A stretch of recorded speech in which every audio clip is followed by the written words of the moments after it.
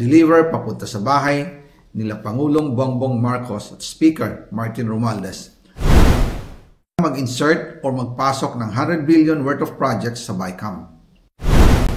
Sana po ay hindi nila ako mapatay bago ko mailabas ang lahat. Ginawa ko lang ang utos sa akin, pero ngayon, handa na akong harapin ang lahat. Ginagamit ng administrasyon ang buong resources ng bansa para tumahimik ako. That he will shoot me if I will talk. Gagamitin ako bilang panakipbutas sa kanilang kampanya laban sa korupsyon. Hindi na ako mananahimik, ilalabas ko ang lahat ng katotohanan. May resibo, may ebidensya, at may pangalan.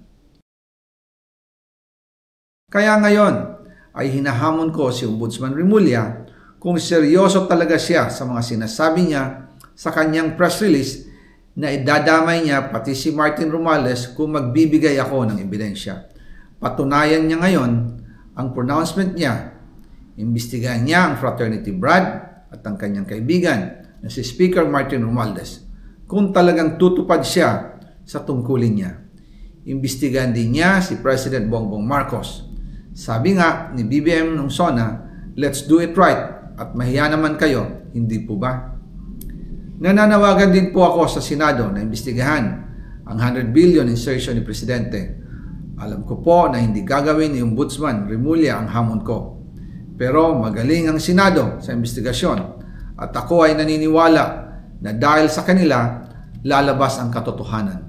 Yung pong listahan ng mga projects, ilalabas ko din kasama ng video na ito.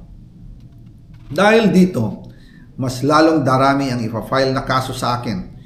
Ginagamit ng administrasyon ang buong resources ng bansa para tumahimik ako, para masira ang aking kredibilidad. Darami din ang banta sa buhay ko at ng aking pamilya. March 2025 pa lang, si Speaker ay nagpaparinig na sa akin sa aming meeting that he will shoot me if I will talk. At pagkatapos niyang sabihin sa akin in a phone call na don't come home, we will take care of you, tumawag ulit si Speaker Martin at sinabihan niya ako na pag umuwi ako will be dangerous. Kasi they might hire someone to do a rob out on me or hire the police to kill me while in jail. Una pa lang ito sa magusto kong ibunyag. Marami pa akong dadalhin sa liwanag. Isa na dito ay yung kay Henry Alcantara, ang DPWH boys. Ang sinasabi nilang halaga sa ICI ay 21 billion. Hindi po totoo yan. Ang totoong numero ay 56 billion pesos at yung pong halaga na yan ay kay Pangulong Bongbong Marcos at Martin Romualdez na punta lahat. Ilalabas ko po ang buong detalye sa darating na mga araw. Kaunting pasensya pa po. Sana po ay hindi nila ako mapatay bago ko mailabas ang lahat. Sa inyong lahat sa Pilipinas, lalong-lalo na sa aking pamilya, taos-puso akong humihingi ng paumanhin. Ginawa ko lang ang utos sa akin, pero ngayon, handa na akong harapin ang lahat.